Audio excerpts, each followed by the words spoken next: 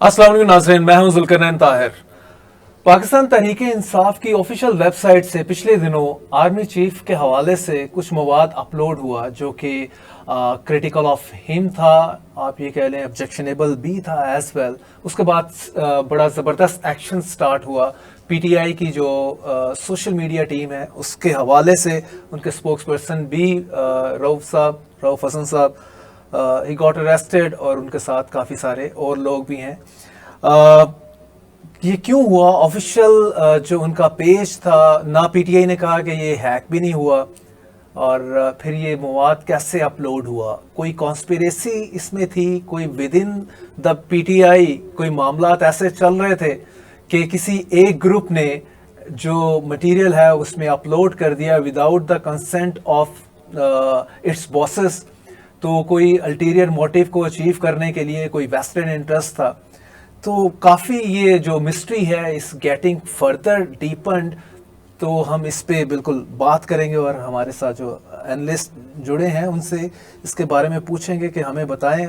आगे चल के हम बात करेंगे कि पाकिस्तान में अभी भी मार्शल्लाह की जो है गूंज जो है वो कम नहीं हुई, या इमरजेंसी प्लस, इस तरह की इस्तिलाहात, इस हवाले से बहुत बातें हो रही हैं कि जिस तरफ हम हेड कर रहे हैं we are heading towards some wrong end, और कहीं एंड पे जाके हम दोबारा से कोई मार्शल्लाह को फेस ना करें।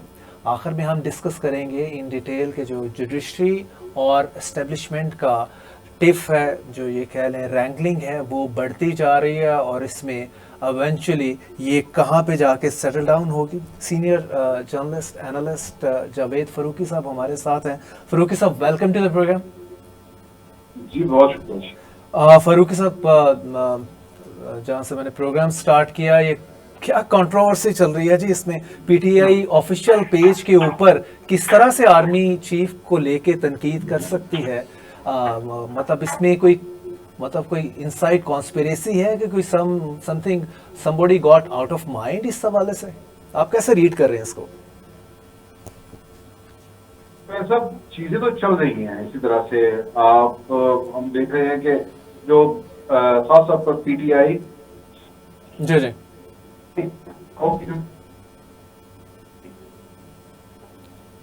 मेरा ख्याल है कि ये पहली बार ऐसा हो रहा है कि सबके रस्ते के बाद किसी तरफ से दुश्मन को इस कदर टफ जो है। जी फारूक साहब, थोड़ी आवाज ब्रेक कर रही है आपकी।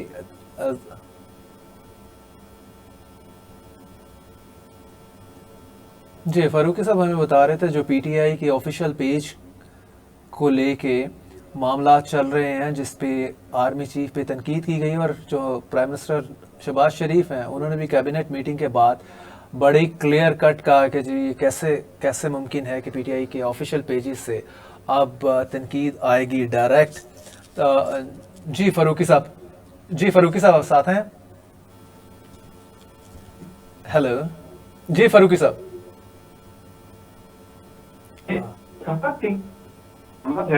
जी फारूक साहब, हाँ जी अब आपकी आवाज आ रही है। प्लीज जरा दोबारा से यही क्वेश्चन ले लीजिएगा, और हाँ जी, और इसी को रिस्पॉन्ड कर दीजिएगा।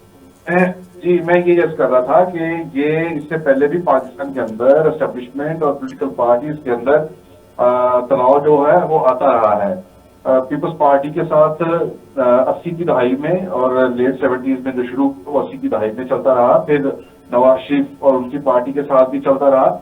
लेकिन ये इस बार जो है एक नया एक्सपीरियंस है हमारी एस्टेब्लिशमेंट के लिए भी, तरीके इंसाफ की सूरत में है। तो हमने देखा था कि बहुत जल्द चीजें जो हैं वो कंट्रोल हो जाती थी, या फिर कुछ फायर फाइटिंग हो जाती थी। कुछ पार्टीज के अंदर कुछ ऐसे लोग होते थे जो मामला खराब होते थे तो उनको ठीक कर देते थे। लेकिन यहाँ पर सूरत जरा मुख्तलिफ है। वो ये है कि यहाँ पार्टी के जो सरबराह हैं, के जो पार्टी चेयरमैन है, वो ही अपोजिशन जो है वो उसको तब्दील करने के लिए तैयार नहीं था, और वो उनके जहन में एक ये चीज रासख हो चुकी है या ये कर दी गई है किसी तरफ से कि आप यही एक सख्त मौक़िफ़ जो है इसे अपनाए रखें, और इसी सख्त मौक़िफ़ के साथ आप जो है वो जो मिलना है वो इसी के साथ मिलना है। तो इसमें जैसे मैंने पहले कहा कि आमतौर पर होता ये था कि दरमियान में पॉलिटिकल पार्टीज के अंदर कई लोग ऐसे होते थे। जब हम और आप रिपोर्ट करते रहे हैं तो जी। कई ऐसे दोनों बड़ी पॉलिटिकल पार्टीज के अंदर ऐसे लोग होते थे जिनके बारे में ये तासुर होता था कि शायद ये एस्टेब्लिशमेंट के लोग हैं, लेकिन इनफैक्ट वो उनकी लीडरशिप जो थी ऐसे लोगों को अपने साथ रखती थी जो ब्रिज का काम करते थे। लेकिन यहाँ नजर आ रहा है कि कोई ऐसी शख्सियत नहीं है पीटीआई के अंदर भी जो एस्टेब्लिशमेंट के साथ बिगड़े हुए ताल्लुकात जो है उन्हें ठीक करने की कोशिश करे। बल्कि ये जो रिसेंट आपने जो वाकया जो जिसका आपने जिक्र किया है कि वेबसाइट के ऊपर आर्मी चीफ के हवाले से जो बातें जो है वो शेयर की हैं, ये मैं ये समझता हूँ कि एक इंतहा है इस कशीदगी की और इस तरह की। जी। और इसके बाद फरूकी साहब, इसको आप कॉन्स्पिरेसी के तौर पे देखते हैं कि पीटीआई, क्योंकि इनके लीडर जो हैं इमरान खान साहब वो तो जेल में है, तो बाहर पार्टी के अंदर क्या ग्रुपिंग है, कोई किसी के उस पे काम कर रहा है? मतलब इस वक्त तो नहीं कोई चाहेगा विद इन द पार्टी कि सीधी आर्मी चीफ के हवाले से मतलब ऑफिशियल वेबसाइट में आप कुछ ऐसा करें कि उसके बाद मतलब मजीद आपकी लड़ाई बढ़े। तो आपको लगता है कोई कॉन्स्पिरेसी या वेस्टेड इंटरेस्ट इस सारे मामले में? देखिए, एक चीज हमने हमेशा जिसको एक विटनेस किया है वो ये है कि जब कोई बड़ी पॉलिटिकल लीडरशिप जो होती है, जब उसे जिलावतन किया जाता है, दूसरे मुल्क जाने की इजाजत दी जाती है या उसे भेज दिया जाता है जबरदस्ती, जैसे बेनजीर भुट्टो रही, नवाज शरीफ रहे, तो इसका बुनियादी मकसद, या जेल में भेज दिया जाता है, तो इसका बुनियादी मकसद ये होता है कि पार्टी की टॉप लीडरशिप और वर्कर के दरमियान एक जो कनेक्ट है उसको खत्म किया जाए। सही।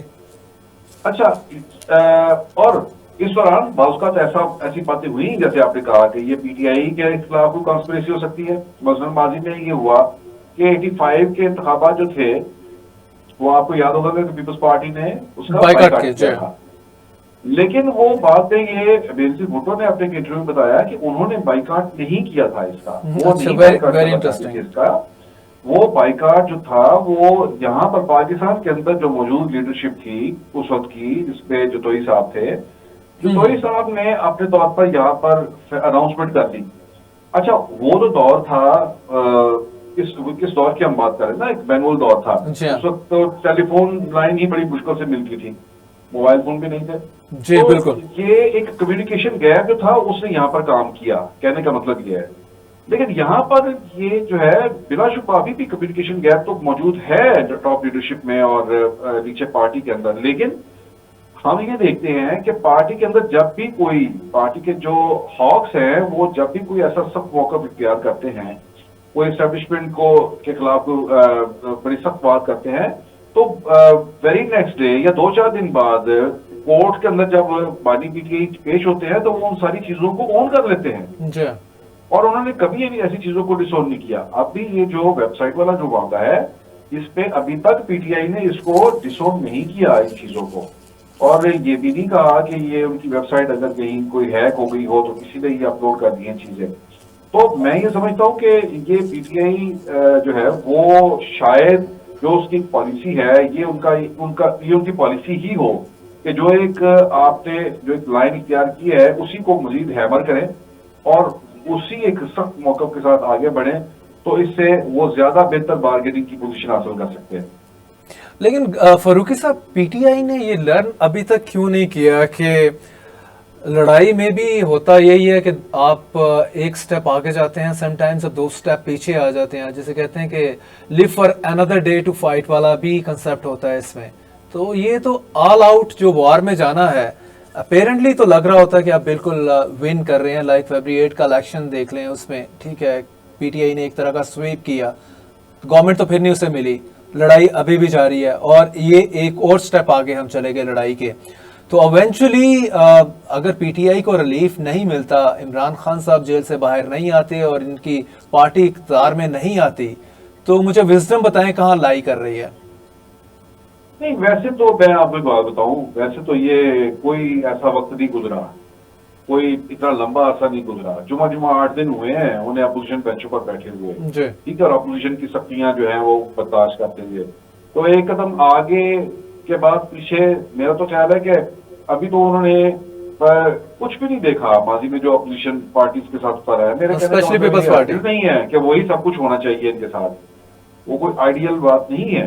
मैं सही। ये कहता हूँ कि इसमें तो अभी देखिए ना, आप जो कह रहे हैं कि उन्हें रिलीफ नहीं मिल रहा, वो फंस रहे हैं इसके अंदर। अभी तो कल तो उन्हें लाहौर हाईकोर्ट से उन्हें रिलीफ भी उनके तमाम 9 मई के केसेस के अंदर उन्हें उनका रिमांड जो है वो कैंसिल कर दिया है वहाँ जो अदालत केसेस ने। इतने ज्यादा हैं कि आपके सामने 204 केसेस हैं उनपे, तो कितने केसेस में रिलीफ मिल सकेगा at the end of the day? Eventually तो वो अंदर ही रहेंगे ना, आपके सामने ही है। That is a writing on the wall.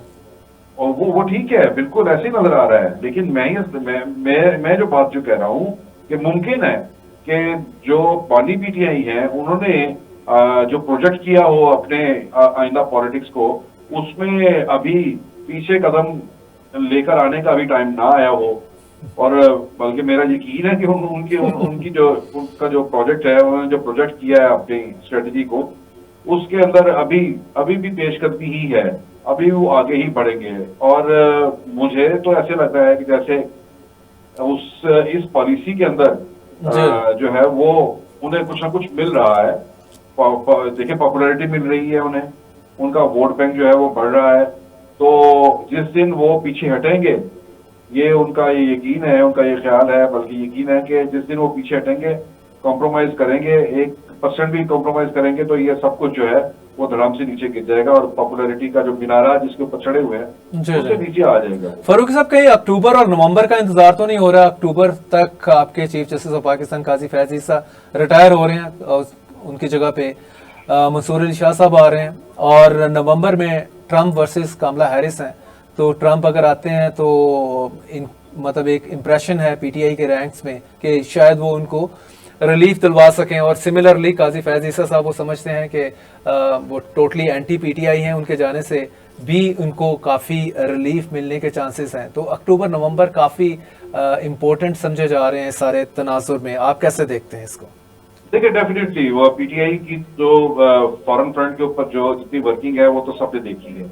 उन्होंने बहुत अग्रेसिवली काम किया है, अमेरिका के अंदर भी, यूके के अंदर भी और बाकी दुनिया के अंदर भी। उन्होंने जो बैरूनी महाज है वहां पर उन्होंने भरपूर अपना केस जो है वो वहां पर लड़ा है, भेजा है, और वहां से उन्हें रिस्पॉन्स भी अच्छा मिला है। ये बात तो एक तयशुदा है। और अमेरिकी इलेक्शन जो है बड़ा मैटर करते हैं।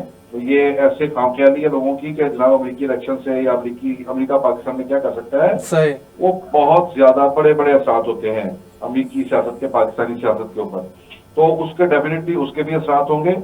दूसरी जो इम्पोर्टेंट बात है वो ये है कि पाकिस्तान के अंदर जो सुप्रीम कोर्ट के अंदर जो वहां पर लीडरशिप की जो तब्दीली है, जस्टिस की जो तब्दीली है, उसको डायरेक्टली वो ये देख रहे हैं कि जो इंतखाबी धांधलियों के जो केसेस उन्होंने दायर किए हुए हैं ट्रिब्यूनल्स में, वो पीटीआई ये देख रही है कि मौजूदा चीफ जस्टिस के जाने के बाद मुमकिन है कि उन ट्रिब्यूनल्स की जो काम की रफ्तार जो है वो तेज हो जाए और वहां से उन्हें उनके हक में फैसले आए।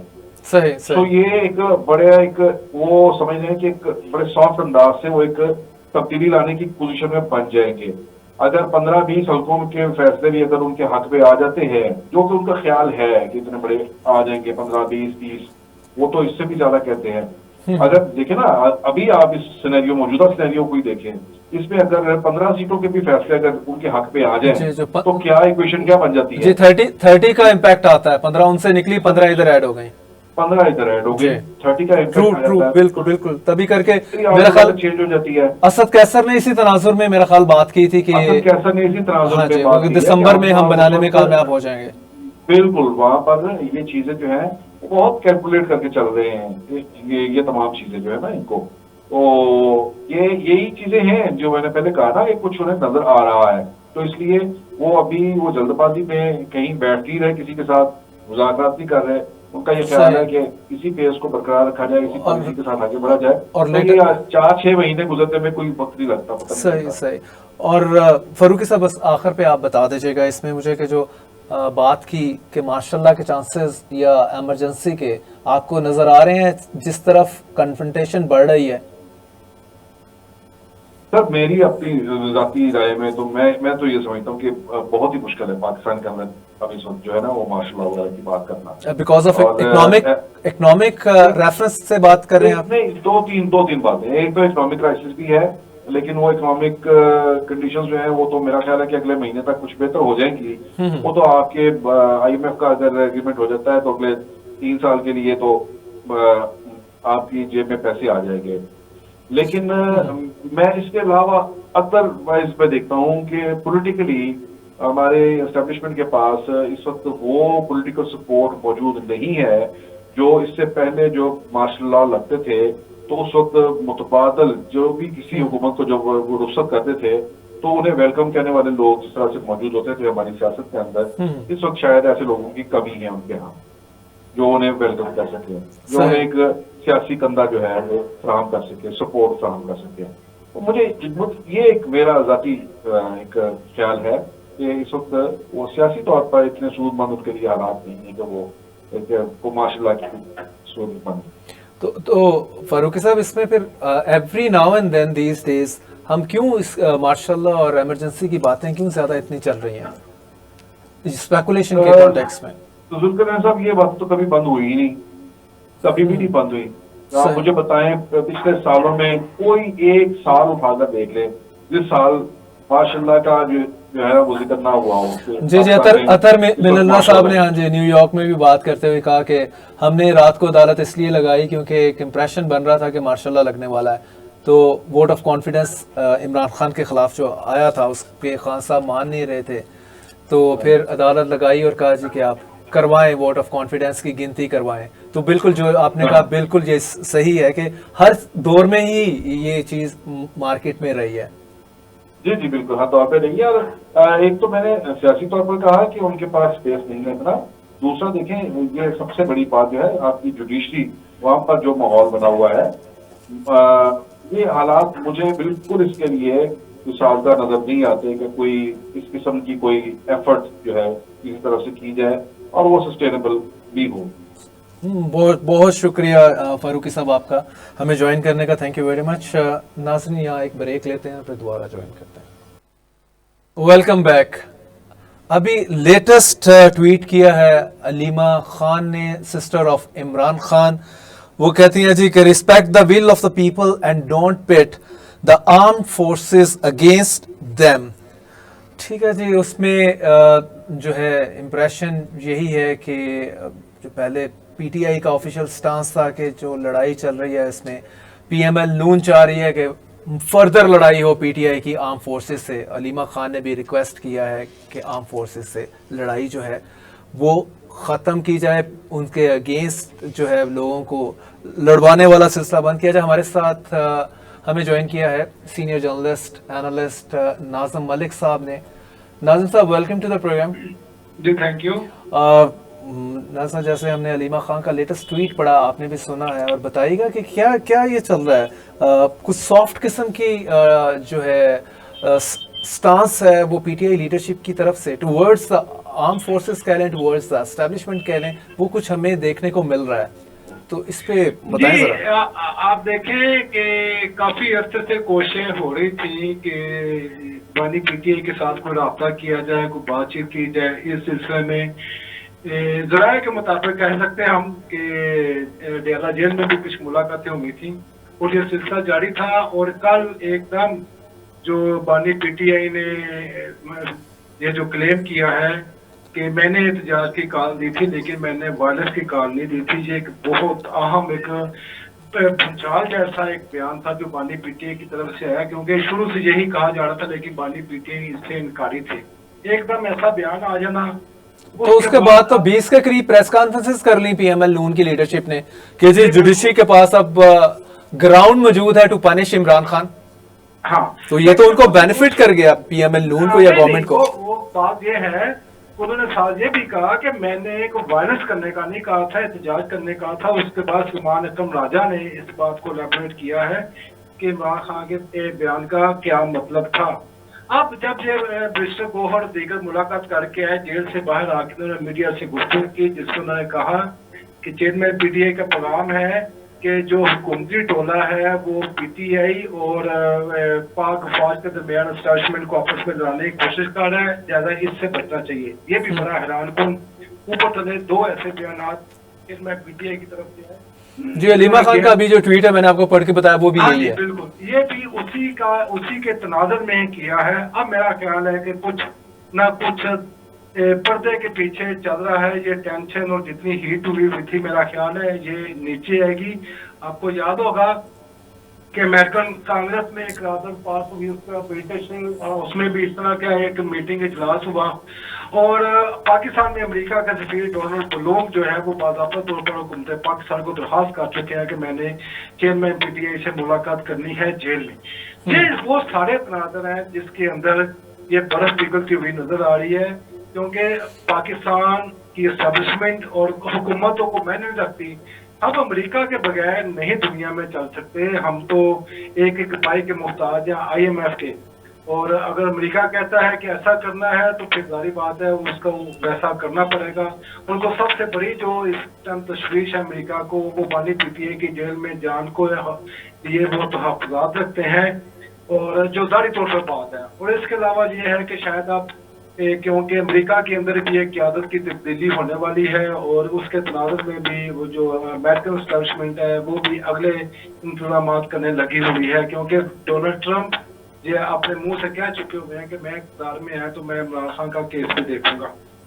एक तरफ तो हो गई नाज़िम साहब, लेकिन इसमें अगर हम यही चीज़ें मान ली जाएं, या आप जैसे आप कह रहे हैं कि इस तरफ चीज़ें जा रही हैं, लेकिन ऑन ग्राउंड अगर आप ये देखें कि अभी रिसेंटली बहुत सारे लोग पीटीआई के अरेस्ट हुए, उसमें से उनकी मीडिया टीम के स्पोक्स पर्सन भी मौजूद है, और स्पोक्स पर्सन की जो सारी टीम थी वो तो सारी उठाई गई, अरेस्ट हो गई। इस टाइम जुडिशल, इस टाइम फिजिकल रिमांड के ऊपर है। तो आइस अगर ब्रेक हो रही है, मेल्ट हो रही है, तो उसमें तो हमें ये चीज़ नज़र आनी चाहिए कि लोग कुछ रहा हों, या मतलब इस तरह की जो इस टाइम डंडा सोटा पीटीआई के ऊपर चल रहा है उसमें हमें कमी नजर आए, वो तो बढ़ है। नहीं, आप देखें कि ये छुपन छुपाई का खेल तो जारी रहेगा। छोटा मोटा पकड़ धक्का, गिरफ्तारियां, छापे, ये तो सिलसिला चलता है। आज जमात इस्लामी थी, उसका धरना था, उससे तो हुकूमत को कोई खतरा नहीं था।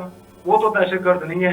उनको कराची से लेकर इस्लामाबाद तक सारे पाकिस्तान को एक जेल बना दिया गया, गिरफ्तारियां, छापे किए जा रहे थे। वो क्यों कर रहे थे? वो मैसेज गवर्नमेंट दे रही है ना कि हमने किसी को रोड के ऊपर नहीं देखना, रोड में कोई पार्टी प्रोटेस्ट करते हुए हमने नहीं देखना किसी को।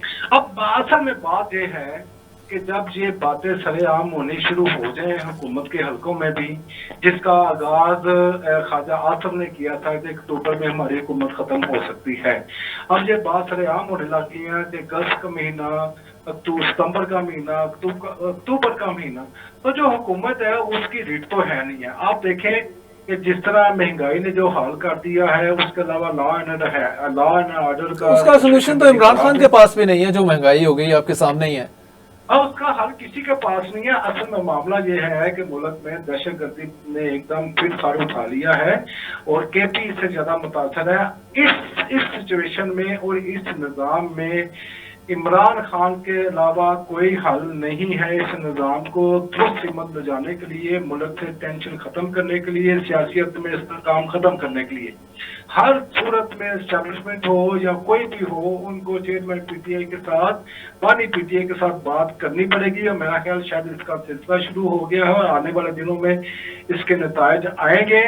और क्या यही वजह आपको लग रही है जो इस टाइम पीएमएल नून बहुत नर्वस हुई है, बड़ी टेंशन में है? हाँ बिल्कुल। आज स्पीकर पंजाब असेंबली ने प्रेस कॉन्फ्रेंस की है, और तमाम वुज़रा और जितने पीएमएल के लोग हैं उन्होंने धड़ाधड़ पीटीआई के खिलाफ प्रेस कॉन्फ्रेंस एक घंटे के वक्फे के साथ हो रही है पंजाब और सेंटर में, आपके सामने ही है। हाँ जी। आप मजे की बात देखें कि आप प्राइम मिनिस्टर खुद भी अपने मुंह से कह रहे हैं कि इन्होंने पाकिस्तान की अफवाज पर हमले किए हैं। आप एक ही लफ्ज इस्तेमाल कर रहे हैं, जो पुरानी पीटीआई के अंदर से बयान आया कि लड़ाने की कोशिश कर रहे हैं।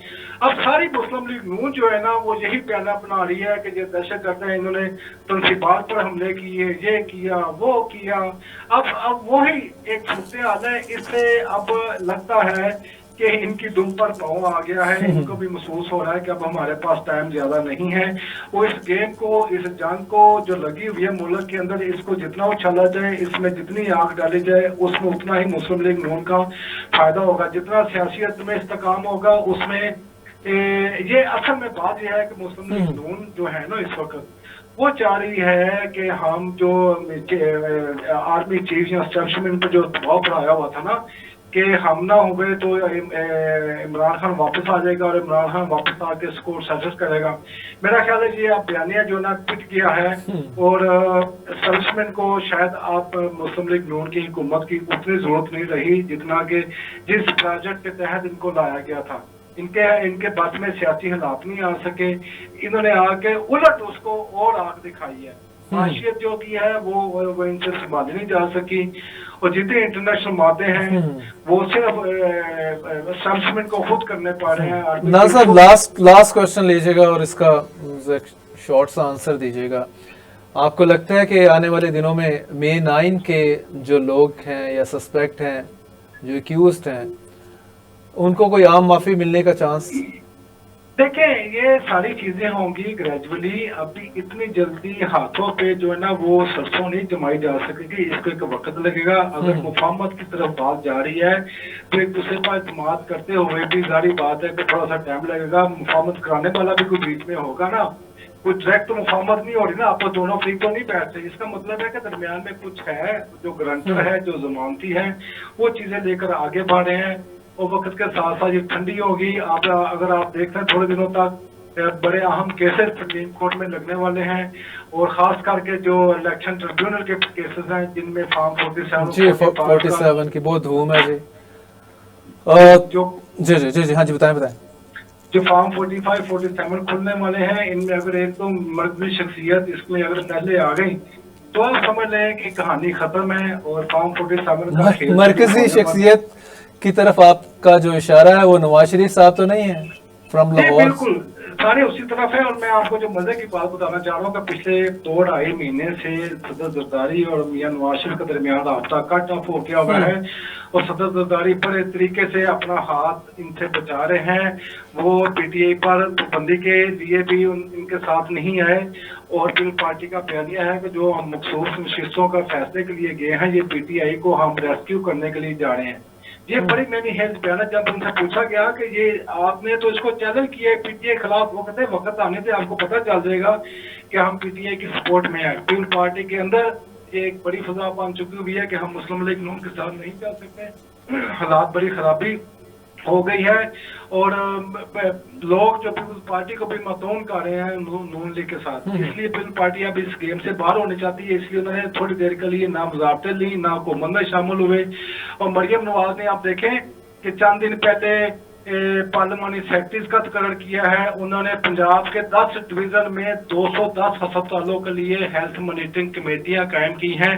ना पार्लियामानी सेक्रेटरीज में एक पीपल पार्टी का कोई एमपीए शामिल है, ना 208 एमपीएस में एक पीपल पार्टी का एमपीए शामिल है। ये इख्तिलाफात की हवा काफी देर से चल पड़ी थी। इसका वाज़ेह सबूत मरियम नवाज ने उस वक्त दिया जब सदर जरदारी लाहौर आए और उन्होंने रिसीव नहीं किया। और बाद में ये बातें भी इवन गवर्नर ने कहा चाहिए कि मतलब ये क्या कर रहे हैं आप लोग, मतलब हम कोलिशन पार्टनर हैं और you not according the respect we deserve. जी बिल्कुल इसी तरह ही है। पीपल्स पार्टी के अंदर ये सोच बड़ी अहम हो गई है कि अब हम इनके साथ ज्यादा देर नहीं चल सकते, ना ही वो इनके साथ मिलकर इक़्तिदार का मजा लेने चाहते हैं कि ना वो इक़्तिदार में है। उनके पास जो आईनी होते हैं वो बरकरार रहेंगे। अब गेम पलटेगी और वापस उसी तरफ जाएगी जिस तरफ पहले थी कि मुल्क में, क्योंकि चेयरमैन पीटीआई जो बानी पीटीआई हैं उन्होंने ऐलान किया है कि अगले इंतखाबात की तैयारी करें। ये उनका तीसरा बड़ा अहम ऐलान है। ये 2-3 दिनों के अंदर ये बयान आए हैं। इसका मतलब है कि कुछ ना कुछ होने वाला है। ये सितंबर अक्टूबर में कुछ ना कुछ they are the very important months है, जिसमें हमने पहले भी डिस्कस कर रहे थे कि अक्टूबर नवंबर बहुत इंपॉर्टेंट है। थैंक यू नाज़िम साहब for joining us and giving your valuable input. Nazim यार एक ब्रेक लेते हैं और दोबारा गुफ्तगू। Welcome back. जुडिशरी और एस्टेब्लिशमेंट के मामलात में तनाव बरकरार है। हम देख रहे हैं कि जुडिशरी जो है वो अब किसी किस्म का प्रेशर जो है वो बेयर नहीं कर रही और जिसे कह लें कि बिल्कुल it is rather braving it और डंके की चोट के ऊपर वो अपने डिसीजन दे रही है इन सर्टेन केसेस। और सबसे ज़्यादा इस चीज़ को लेके जो परेशान है, लगता तो ऐसा नहीं है कि एस्टेब्लिशमेंट ज़्यादा परेशान है, नून की गवर्नमेंट परेशान है और जिसे कह लें फ्रंट फुट पे जाके अटैक कर रही है आपकी देख लें पूरी पीएमएल नून की leadership starting off from small leader to the top. हमारे साथ हैं आसिफ उस्मानी साहब, सीनियर तजियाकार हैं। Welcome to the program. जी अस्सलाम वालेकुम। जी आसिफ साहब, हाँ जी, आवाज़ आपकी थोड़ी सी कम है, ज़रा वो देख लीजिए। आप चेक कर लीजिए। जी जी जी, अब ठीक है। तो बताइएगा कि ये तनाव बरकरार आपको लगता नजर आ रहा है कि आगे चल के कुछ चीजें बेहतर हो जाएंगी अगर जुडिशरी जो है वो लॉ और कॉन्स्टिट्यूशन को अपहोल्ड करती है? जी, जो सूरत हाल है तकरीबन सब आवाम के सामने है। पिछले चंद माह में हमने जो जुडिशरी का स्टांस देखा है तो उसमें हमें एक बिल्कुल तब्दीली नजर आ रही है कि वही जुडिशरी जो रात को खुलकर और कासिम सोरी की जो रूलिंग थी उसके खिलाफ जो है वो काम कर रही थी और वो अदालतें खुली और सारा कुछ हुआ। लेकिन आज जब हम इस अदालतों को देखते हैं, जजेस को देखते हैं, तो ये बिल्कुल बदले हुए लोग नजर आते हैं। तो इन 2 सालों के अंदर, ये चंद महीने में, 2 सालों के बाद पिछले चंद महीने में ऐसा क्या जादू हुआ कि ये जो जजेस थे ये अचानक जो है इनको कानून भी नजर आने लगा, इनको फ्लॉज भी नजर आने लगे। तो मेरा ख्याल है क्रेडिट देना पड़ेगा अवाम को। जिस तरह 8 फरवरी को आवाम निकली है और उन्होंने तहरीक इंसाफ को वोट दिया है, जिससे जो ताकत थी मुल्क के मुख्तलिफ इदारों में, जिसमें खासतौर पर जुडिशरी है, उसमें उनमें जजेस के अंदर एक ताकत आनी शुरू हुई। हम सबको मालूम है कि वो जो 6 जजेस का लेटर है वो उसकी क्या हिस्ट्री है और उसका क्या बेस है, वो सारा कुछ हमारे पास मौजूद है। वो डेफिनेटली वो पार्ट था इस सारे जो रिजीम चेंज का हिस्सा था, वो सारा कुछ जिसमें खान साहब को कोई स्पेशल केस में करना था और वो जजेस जो थे उन्होंने पहले लेटर भेजा, फिर उसके बाद और फिर आहिस्ता आहिस्ता आपने देखा कि जजेस ने भी वो अवाम की जो ताकत थी उस ताकत को अपनी ताकत बनाते हुए और जुडिशरी जो है वो लड़खड़ाती हुई किसी हद तक खड़ी हुई है। अच्छा, लेकिन ये हल नहीं है। हमें देखिए जो सूरत हाल है वो उसी तरह है जैसे पिछली थी, क्योंकि डटे हुए सब। अभी आपने जैसे कहा नून लीग उसके ऊपर बड़ा सख्त रिएक्शन दे रही है और जो है बाकी भी जो प्लेयर्स हैं वो अपना अपना पार्ट, ज़ाहिरा तो लग रहा है कि जैसे जो चीजें हैं वो फंसी हुई हैं, रुकी हुई हैं। लेकिन ये जो सर्च है, ये जो वेव है, ये लग रहा है कि इंशाल्लाह कि अब कोई तब्दीली उम्मीद है की जा सकती है अल्लाह ताला की राह से, कि लग रहा है कि कोई तब्दीली जो है ऑन द वर्ज है। और ये तब्दीली जो है, या तो ये तब्दीली आ जाएगी, तब्दीली आप देखते हैं इमरान खान का जेल से बाहर आना और गवर्नमेंट फॉर्म करना, इसको आप तब्दीली समझ रहे हैं या कि कुछ और? मैं ये समझता हूँ कि जिस तरह ये मुल्क के हालात हैं, आवाजें दबी हुई हैं, लोग सहमे हुए हैं, अवाम कीड़े मकोड़ों की तरह जिंदगी गुजारने पर मजबूर है, उनसे रोटी छीन ली गई, उनसे जिंदा रहने का हक छीन लिया गया। आज लोग पंखा नहीं चला सकते, एसी तो बहुत दूर की बात है।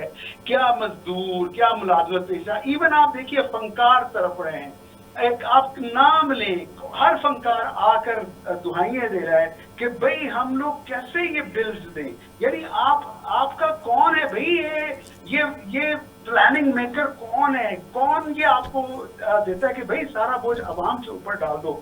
दूसरी तरफ अगर आप देखें तो वो चंद लोग जिन्होंने आपकी इस सारे सिस्टम को चलाने के लिए पूरी ताकत का नंगा नाच नाचा है, आप उनके लिए 12-12, 10-10 करोड़ की गाड़ियां भी आपने दी हैं। अब करोड़ों रुपए के फेस 6 में शायद अब वो बंगले भी भर रहे। ओ भाई, अवाम को तो आपने रगड़ के रख दिया। क्या वो अवाम इस मुल्क का हिस्सा नहीं है? क्या हम 24 करोड़ अवाम जो है उनको जीने का कोई हक नहीं है? वो आपके आसिफ साहब, आपके प्राइम मिनिस्टर शहबाज शरीफ साहब कहते हैं कि टाइम आ गया कि अशराफिया को कुर्बानी देनी पड़ेगी। तो ये अशराफिया को कुर्बानी का वो कहते तो हैं, कुर्बानी ले जाते हैं आम पब्लिक से। जी देखिए कुर्बानी, यही तो बात है कि आप हाथी के दांत दिखाने के और खाने के और, आप बड़े भाषण देते हैं, आप बड़ा कुछ आप कहते हैं। अभी ये जो कंट्रोवर्सी चल रही है कि जो आप इतने पैसा बिलों के ऊपर कमा रहे हैं, इतना तो आपने कर्ज भी नहीं लिया जितना आप ये बिलों के ऊपर कुछ अर्से में कमा गए। ये पैसा कहाँ जा रहा है? ये किस जगह खर्च हो रहा है, इसका कोई हिसाब है? अवाम का तो एक महीने का बिल जमा नहीं होता, तो आपका जो है मीटर काट देते हैं। भाई ये आपके मीटर क्यों नहीं कट रहे? ये जो आप जो खाए चले जा रहे हैं, उड़ाए चले जा रहे हैं। तो आसिफ साहब, क्या रॉन्ग चॉइस नहीं थी जिन्होंने अपॉइंट किया है शहबाज शरीफ साहब को प्राइम मिनिस्टर? वो वैसे मतलब उनके बारे में कहा जाता है, ऑपोजिशन कहती है कि वो मेयर स्टफ है, अगर मेयर स्टफ से ज्यादा नंबर देने हैं तो वो चीफ मिनिस्टर तक मामला ठीक है उनका, तो वो डिलीवर करना मतलब शायद कैपेसिटी का इशू है at that stage, at that level of the prime minister office. जी ये देखिए अगर आप देखिए वो जो रिजीम चेंज के बाद जो हुकूमत आई थी, उसके बाद फिर नून लीग की कंटिन्यूटी थी, वो जो केयर टेकर गवर्नमेंट थी, और उसके बाद ये भी है। भाई दे आर गुड सर्विसमैन, ये सर्विस प्रोवाइडर है, इससे ज्यादा इनकी कोई जो है हैसियत नहीं है। ये सर्विस प्रोवाइड करते हैं। तो भाई सर्विस प्रोवाइडर पब्लिक के लिए हो तो वो इज नथिंग लाइक इट। वो हम सबको पता है किसके सर्विस प्रोवाइडर हैं, किनके ये फ्रंटमैन हैं। तो ये लोग जो हैं, जब देखिए बाबू चला, अंग्रेज ने ब्यूरोक्रेसी बनाई थी ताकि, और उसको सिर्फ एक इंग्लिश सिखा दी थी ताकि वो अवाम और उनके दरमियान रास्ते का जरिया रहे। भाई जब गोरा चला गया तो अब ये सारी की सारी ब्यूरोक्रेसी और वो जो उन्होंने अपने गुलाम जो उनके सियासतदान थे, जो आप पार्टीशन से पहले देखिए यही खानदान थे सारे के सारे, ये सारे के सारे उन्होंने बनाए थे अपनी दौलत के लिए, अवाम का खून पसीना चूसने के लिए। आप ये जो सारे के सारे आप देखिए, जिस दिन जब बंगाल के अंदर फेमिन हुई थी तो क्या वहां पे फसल नहीं हुई थी? भाई वह बम्पर क्रॉप हुई थी जो गोरा साहब ने सारी ले जाके इंग्लैंड में बेच दी थी, और यहाँ आवाम भूखे मर। तो ये पूरा ये जो सिस्टम है, ये जो गरीब के ऊपर सारा बोझ डालना, और अमीर जो है यानी जो ईस्ट इंडिया कंपनी सारा कुछ ले जाती थी, तो चक्कर तो कुछ ऐसे ही लगता है कि भाई कोई आगे ईस्ट इंडिया कंपनी को दे देते हैं सारा इकट्ठा करके, और आवाम जो बेचारी उसी तरह जो है फाके से मर रही है, पंखे के बगैर गर्मी में मर रही है, और उनसे रिसोर्सेज उनके तमाम के तमाम। यानी आप ये देखिए कि हमने जब हम पढ़ते थे, लिटरेचर पढ़ते थे, तो वो हमने गॉलिवर्स ट्रैवल पढ़ा था। तो वहां पे वो जो इंसान थे उसको तशबीह दी थी लिलीपुटियन से। तो ये गोरों के नॉवेल्स पढ़कर हमारे ऊपर हुकूमतें करने वाले, ये इन्होंने हमें बकायदा प्रैक्टिकली लिलीपुटियन बना दिया। आसिफ साहब आसिफ साहब एक आखिरी कमेंट कर दीजिएगा कि आपको क्या लगता है कि जो ये PDM2 की गवर्नमेंट, PML नून की गवर्नमेंट कह रहे हैं लेड बाय शहबाज शरीफ, ये आगे आने वाले दिनों में कुछ पब्लिक को रिलीफ दे पाएंगे, या कि इनके घर चले जाने से ही कोई रिलीफ मिलेगा? देखिए ख्वाहिश तो हमारी सबकी यही है, कोई भी हुकूमत हो, कोई भी गवर्नमेंट हो, हमने हमेशा सपोर्ट किया, नून लीग को भी सपोर्ट किया, पीपल्स पार्टी को भी सपोर्ट किया। हमें बताया गया भाई इनको सपोर्ट करो, हमें दिखा दिया गया, हमने कर दिया भाई, हमने कर दिया। हमें बड़े अबू ने कहा भाई जी करो, हमने कर दिया। नहीं आसिफ साहब, आपको किसने बता दिया? आपने खुद नहीं चूज किया कि मैंने इसको वोट करना है? नहीं, मेरा नहीं ख्याल, हम समझते हैं हमने चूज किया, लेकिन things are made for us, they are manipulated. ये तो पाकिस्तान के अंदर अगर ये तो कोई कह देना कि अवाम की हुकूमत है, इस इलेक्शन ने तो साबित कर दिया कि अवाम शवाम कोई चक्कर नहीं है। जो लोग जो है जब किसी खास मकसद से लाए जाते हैं और उनको आगे लाया जाता है, फिर वो खास मकासद के लिए काम करते हैं, अवाम के लिए काम नहीं करते। तो आप होप देख रहे हैं at the end of the tunnel? मुझे कोई सिल्वर लाइनिंग? अल्लाह की जात पर यकीन है, और मैं समझता हूँ कि ये तमाम जो स्टेक होल्डर्स हैं उनको मिलकर पाकिस्तान की फलाह बहबूद के लिए मिलकर और आगे बढ़ना पड़ेगा, और दुरुस्त लोग लाने पड़ेंगे। आपके पास बहुत टैलेंट है, आपके पास बड़े काबिल लोग हैं, आपके पास पोस्ट PhD लोग हैं, आपके पास हर शोबे के माहिर अफराद मौजूद हैं। आप भाई उनको एक दफा लाकर तो देखिए, आप ना खुला मत छोड़ें, किसी को खुला मत छोड़ें, एक कंट्रोल्ड जो है सिस्टम उसको ले आए, मिल बैठकर कोई फैसला कर लें, कोई डिसीजन ले लें कि भाई ये काम हमारा है, हम करेंगे, ये काम आपका आप करेंगे। देखिए आप कम से कम वल्ला ये अब इस चीज पर आ जाइए, सारे के सारे जो स्टेक होल्डर हैं, ये किसी एक की हांडी नहीं है, ये हमारा सबका प्यारा मुल्क है, वतन है। इसको हमें बचाने का सिर्फ एक ही तरीका है कि हमें सबको मिलकर और अपनी जाती जो अना है, जाती जो हमारे मफादात है, उनको पुष्ट डालकर और हमें इसको मुल्क को आगे लेकर चलना होगा। ये आखिरी चांस है, अब नहीं तो कभी नहीं, ये लास्ट चांस ही होगा, क्योंकि जो मुल्क के हालात हो गए, तो मुझे नहीं लगता कि अगर आप भी यही हालात रहे तो इससे कहीं निकल सकेंगे। तो इसका निकलना सिर्फ यही है कि मिल बैठे और इसको निकाल ले जाएं, इस कश्ती को निकाल ले जाएं, और निकाल सकते हैं। सबके अंदर कैपेसिटी है, बड़े बड़े काबिल लोग हैं। राइट। थैंक यू असद साहब, आपका लंबा रिस्पॉन्स आ गया, लेकिन on it was a positive जो रिस्पॉन्स था लास्ट पे। ऑन विद दैट नोट हम प्रोग्राम अपना क्लोज करेंगे। नाज़रीन, see you next week, stay blessed, Allah हाफिज़।